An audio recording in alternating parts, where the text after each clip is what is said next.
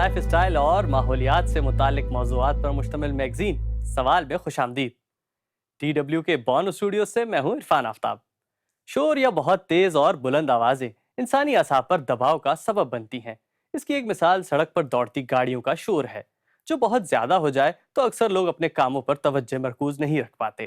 اسی لیے ماہرین ایسے مختلف طریقوں پر کام کر رہے ہیں جن کے ذریعے شور میں کمی لائی جا سکے۔ اس بارے میں ایک رپورٹ شامل ہے آج کے شو میں۔ اس کے علاوہ سوال میں آج دکھائیں گے آپ کو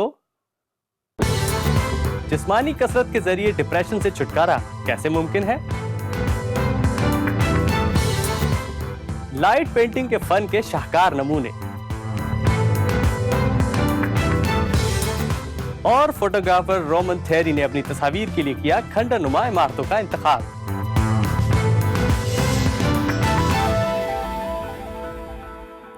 ٹریفک کا زیادہ تر شور گاڑیوں کے پہیوں کے سڑک پر تیز رفتاری سے دوڑنے کی وجہ سے پیدا ہوتا ہے۔ تاہم اس شور میں آسان طریقوں سے کمی لائی جا سکتی ہے۔ ایک یورپی ریسرچ پروجیکٹ سے منسلک سائنسدان اب سڑک کی سطح میں تبدیلی لا کر گاڑیوں کے غیر ضروری شور میں ڈرامائی حد تک کمی لانے کا تجربہ کر رہے ہیں۔ تو آئیے دیکھتے ہیں سوال کی پہلی رپورٹ۔ سڑک پر حرکت کرتے ہوئے کاروں کے ٹائر بہت زیادہ شور پیدا کرتے ہیں۔ کیا اس میں کمی لائی جا سکتی ہے؟ ڈنمارک میں ایک ممکنہ حل پر تجربات کیے جا رہے ہیں۔ سڑک کے ایک حصے کو تجرباتی میٹیریل سے بنائی گئی ایک سطح سے ڈھانپ دیا گیا ہے جو ٹائروں کے شور کو کم کرتی ہے۔ اگر آپ کو ٹریفک کے شور میں کمی لانا ہے تو پھر آپ کو سڑک کی سطح میں تبدیلی کر کے ٹائروں سے پیدا ہونے والی آواز میں کمی لانا ہوگی۔ آپ کے پاس 3 چیزیں ہیں: ساخت، جذب کرنے کی صلاحیت اور لچک۔ اور لچک ایک ایسی شے ہے جس پر ابھی تک زیادہ کام نہیں کیا گیا۔ یہ لچکدار تہ جسے ایک یورپی ریسرچ پروجیکٹ نے تیار کیا ہے، ٹریفک کے سبب پیدا ہونے والے شور کو بہت حد تک کم کرتی ہے۔ اگر آپ یہاں سنیں تو آپ شور میں 8 dB کی کمی دیکھ سکتے ہیں جو غیر معمولی ہے۔ اگر آپ شور میں اسی قدر کمی چاہتے ہیں تو آپ کو 3 میٹر اونچائی والے نوائز بیریئر چاہیے ہوں گے۔ اس میٹیریل میں سے بارش کا پانی ٹائروں کی گرفت کو متاثر کیے بغیر گزر جاتا ہے۔ اس پر مزید کام اس لیبارٹری میں ہو رہا ہے جس میں انیٹا نیڈل کام کرتی ہیں۔ لچکدار اور مسام رکھنے والے روڈ مٹیریل کاروں کے استعمال شدہ ٹائر کے کچلے ہوئے ربر اور پسے ہوئے گرینائٹ سے تیار کیا گیا ہے۔ استعمال شدہ ٹائروں سے سڑک کو ڈھانپنے کا خیال نیا نہیں، تاہم سابقہ کوششوں میں میٹیریل کی قسم اور اس کی پائیداری بڑے مسائل تھے، اور پھر یہ بہت مہنگا بھی تھا۔ ہم ایک ایسا میٹیریل تیار کرنے کی کوشش کر رہے ہیں جو شور میں اچھی خاصی کمی لا سکے، پائیدار ہو، قیمت بھی اچھی ہو اور اس کی رگڑ کی صلاحیت بھی اچھی ہو۔ مناسب رگڑ ٹریفک کی سیفٹی کے لیے انتہائی اہم ہے، اور اسی کو یہاں سویڈن کی اس لیبارٹری میں پرکھا جا رہا ہے۔ سردیوں میں یہ نیا تیار شدہ میٹیریل دراصل عام اسفالٹ کی بجائے ٹائروں کو زیادہ بہتر پکڑ یا گرپ فراہم کرتا ہے۔ میں اس خاص کار کے ذریعے رگڑ کی پیمائش کر رہا ہوں 5ویں پہیے کی مدد سے۔ اس بٹن کے دبانے سے نیچے ہونے والے پہیے سے میں اس خاص سڑک کی فریکشن یا رگڑ کی پیمائش کر سکتا ہوں۔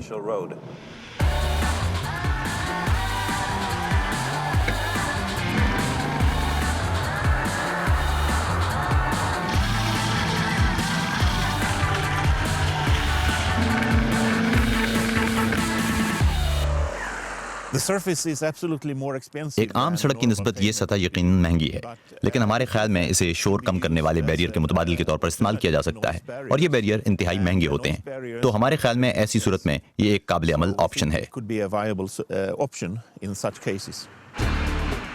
لیکن کیا یہ پائیدار بھی ہوگا؟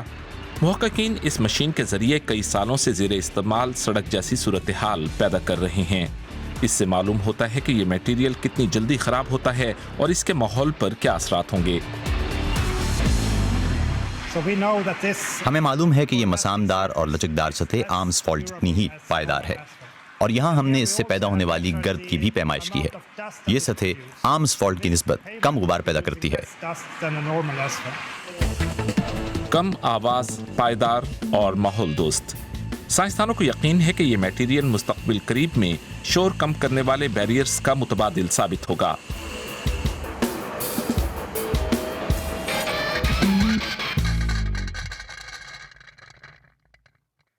مختلف اقسام کی جسمانی کثرت متعدد امراض کے خلاف مثبت اثرات کی حامل ثابت ہوتی ہیں، جیسے کہ ڈپریشن میں کمی کے لیے ورزش کے فوائد متعدد سائنسی مشاہدوں سے ثابت ہو چکے ہیں۔ تاہم ایک سوال آج بھی جواب طلب ہے، وہ یہ کہ ورزش ڈپریشن کا مقابلہ کیسے کرتی ہے؟ یہ سب کچھ جانتے ہیں سوال کی اگلی رپورٹ میں۔ آنا اوبرشمٹ اور ڈومینک وولف دونوں ایک طویل عرصے سے ڈپریشن سے لڑنے میں مصروف ہیں۔ مجھے ڈپریشن غیر عمومی طور پر کم عمری میں لاحق ہوا، یعنی ٹین ایج میں، مگر میں یہ نہ سمجھ سکی کہ یہ ڈپریشن ہے۔ میرا حلقہ احباب چھوٹا ہونا شروع ہو گیا، میں خود کو ہلکان محسوس کرنے لگی تھی۔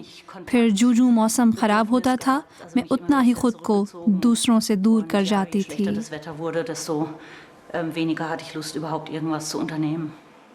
ڈومینک وولف بھی اس احساس سے بخوبی واقف ہیں۔ میرے لیے سب سے زیادہ واضح شے تھی موٹیویشن کی کمی۔ میری نیند بھی بہت بڑھ گئی تھی، اس سے میری روزمرہ کی زندگی بری طرح متاثر ہوئی۔ ہر شے سے لا تعلقی ہوتی جا رہی تھی، ہر شے جیسے سرمئی ہو گئی ہو، یعنی آپ وہ کچھ کرنے کے لائق نہیں رہتے جو عمومی حالات میں آپ کر سکتے ہیں۔ ان دونوں افراد نے کئی ماہ دورانیے کے ایک مطالعے میں حصہ لیا جس میں ڈپریشن کی بیماری پر کھیل کے اثرات کی جانچ کی گئی۔ اس مطالعے میں شامل ہر فرد کو ہفتے میں 2 مرتبہ جسمانی ورزش کرائی گئی۔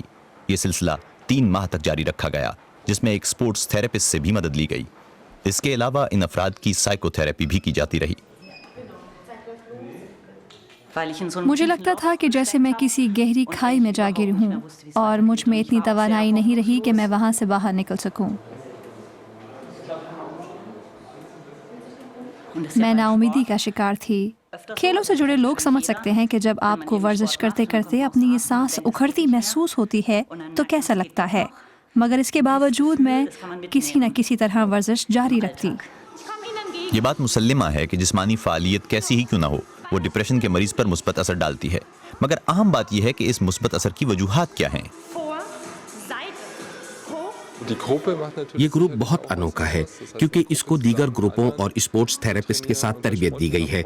تحقیق یہ بتاتی ہے کہ ان افراد کی صحت پر اسپورٹس نے نہایت اہم اثر چھوڑا۔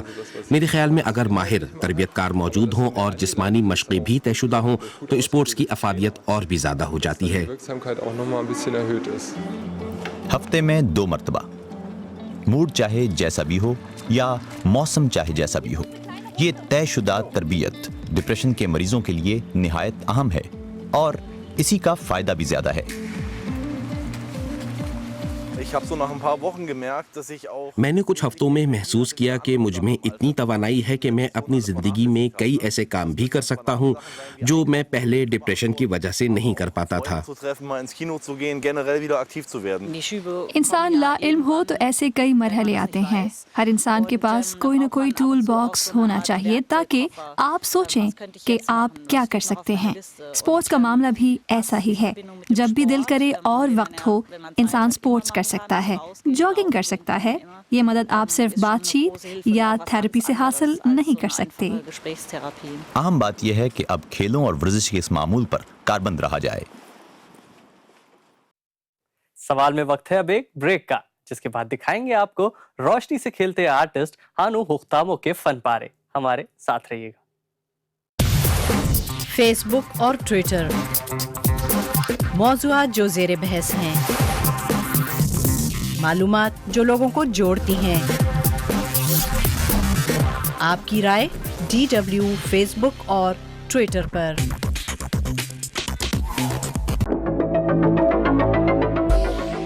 بریک کے بعد سوال میں ایک مرتبہ پھر خوش آمدید۔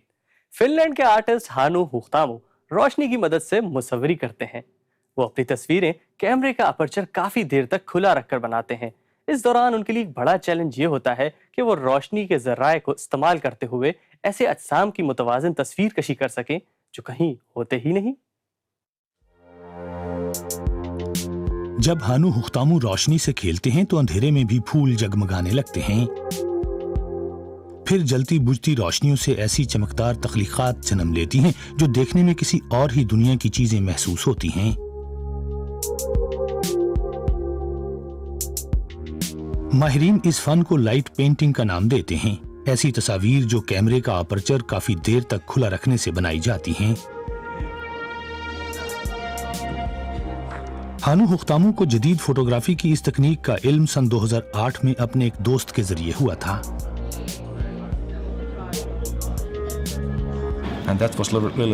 یہ واقعی ایک جادوئی لمحہ تھا۔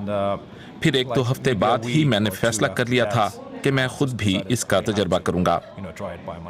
اس کے بعد میں نے اپنا ایک DSLR کیمرہ خریدا اور مختلف تجربات کرنا شروع کر دیے، تقریباً ہر رات ہی۔ اس طرح کئی ہفتے اور مہینے گزر گئے اور مجھے جیسے اس کی واقعی عادت پڑ گئی تھی۔ ہر فوٹو پینٹنگ کا آغاز کاغذ پر بنائے گئے ایک سکیچ سے ہوتا ہے۔ ہانو ہختامو بڑے شوق سے ایسے نامیاتی اجسام کے سکیچ بناتے ہیں جو دیکھنے میں پھولوں اور پودوں کی طرح نظر آئیں۔ تصاویر پر لکیریں اور نقطے بعد میں وہ اپنی ذاتی جسمانی حرکات و سکنات کے ساتھ لگاتے ہیں۔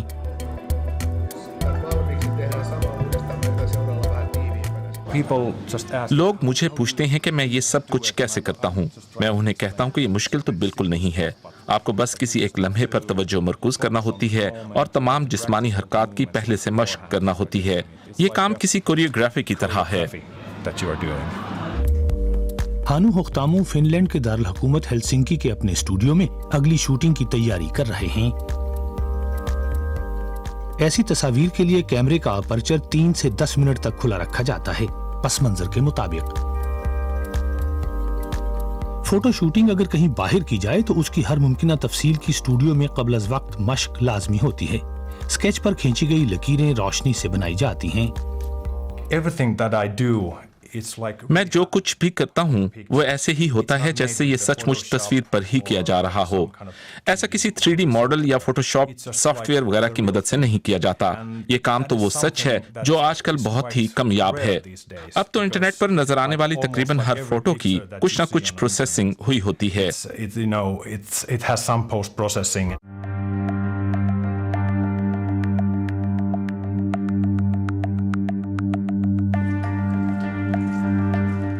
ہانو ہختامو کو شوٹنگ کے لیے مکمل اندھیرے کی ضرورت ہوتی ہے۔ اس کام کے لیے بہترین جگہیں تاریک جنگل اور متروک عمارات ہوتی ہیں۔ آج انہوں نے اپنے کام کے لیے ایک پرانی قلعہ نما عمارت کا تہخانہ منتخب کیا ہے۔ ان کے لیے لائٹ پینٹنگ بھی کسی گہرے مراقبے سے کم نہیں۔ وہ کہتے ہیں اس کام میں انسان بہت جلد ڈوب جاتا ہے۔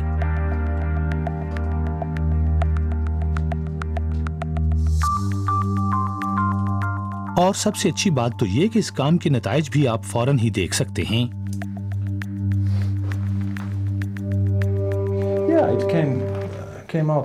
یہ تصویر تو بہت اچھی بن گئی ہے، واقعی کہیں سے کچھ روشنی آ رہی ہے، شاید پیچھے اس کھڑکی سے، لیکن اس روشنی نے تصویر کو متاثر نہیں کیا۔ میں تو بالکل مطمئن ہوں۔ ہانو ہختامو سردی اور تاریکی سے تنگ نہیں پڑتے، اس لیے کہ سال کے انتہائی سرد اور تاریک ترین دنوں کو بھی وہ اپنے ایسے تخلیقی انداز میں استعمال کرتے ہیں جیسے کوئی دوسرا کرتا ہی نہیں۔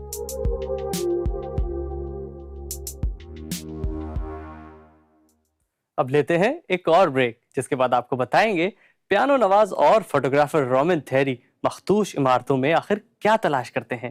ہمارے ساتھ رہیے گا۔ یہ DW اردو کی ویب سائٹ ہے۔ آزاد صحافت، خبریں، پس منظر، تجزیے اور تبصرے، Germany. Welcome back. Roman theatre مخدوش اور ٹوٹی پھوٹی عمارتوں میں خستہ حال پیانو کی تصاویر بناتے ہیں۔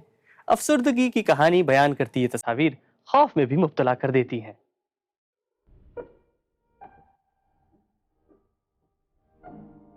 یہ تصاویر مدتوں پہلے گزرے وقت کی گواہی دے رہی ہیں۔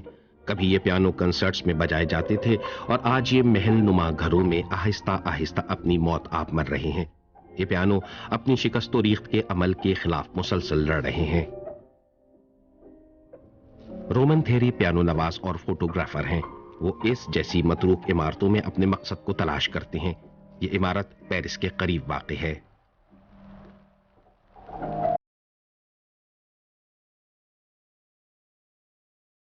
19ویں صدی کی یہ حویلی بہت ہی مشہور کن ہے۔ میری تحقیق کے مطابق اسے 1860 کی دہائی میں تعمیر کیا گیا تھا۔ آج کے دور میں اس طرح کی عمارتوں کا موجود ہونا اور انہیں دیکھنا بھی غیر معمولی ہے۔ اپنی تصاویر کے لیے یہ 30 سالہ فوٹوگرافر بوسیدہ اور کھنڈر نما عمارتوں کا انتخاب کرتے ہیں۔ इस इमारत को ताले लगे हैं, फिर भी इसमें दाखिल हुआ जा सकता है।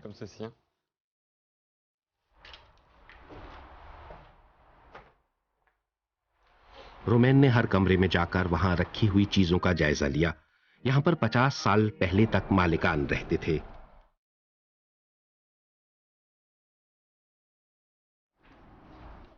और फिर उन्हें फोटोग्राफी के लिए कुछ मिल ही गया।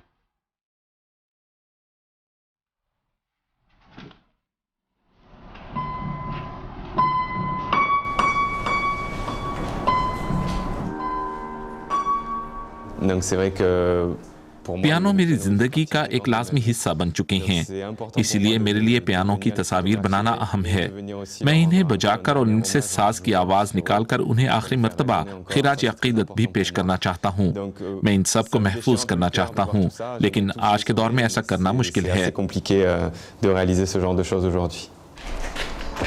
गुजरते वक्त के साथ यहाँ से अहम और महंगी अशिया चुरा ली गई हैं और ये भारी पियानो ही बच गए हैं, क्योंकि इन्हें किसी और जगह मुंतकिल करना बहुत ही मेहनत तलब काम है। रोमेन ये नहीं बताना चाहते कि वो अपनी तस्वीर किन इलाकों में बनाते हैं। इसका मकसद इन मकानों और इनके मालिकान को एक तरह का तहफ़्फ़ुज़ देना है। उनकी तख्लीक़ात पियानो के एक मारूफ जरीदे रेक्वेम पोर पियानोज में शाया हुई। उन्होंने अपनी तस्वीर में मौसीकी और फोटोग्राफी के हवाले से अपने एहसासात का इम्तिजाज पेश किया है। पियानो हमेशा पेश मंजर में होता है, क्योंकि ये अशराफिया और एक मखसूस तबके की नुमाइंदगी करता है।